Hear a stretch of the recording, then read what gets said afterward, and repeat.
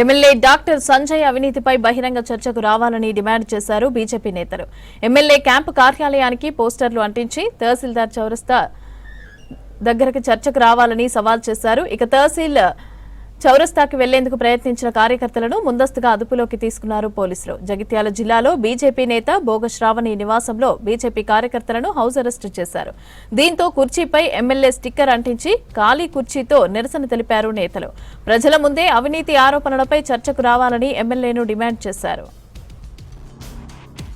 Congress party వాళ్ళు జగిత్యాల అభివృద్ధిపై అవినీతిపై చర్చ చేద్దామని చెప్పి పోస్టర్లు వేసడం జరిగింది. దానికి మేము ఎమ్మెల్యే గారికి సవాల్ విసరడం జరిగింది. 30వ డేటు శనివారం 11 గంటలకు సాహిల్ చౌరస్తాకు రావాలని చెప్పి మేము తెలియజేయడం జరిగింది.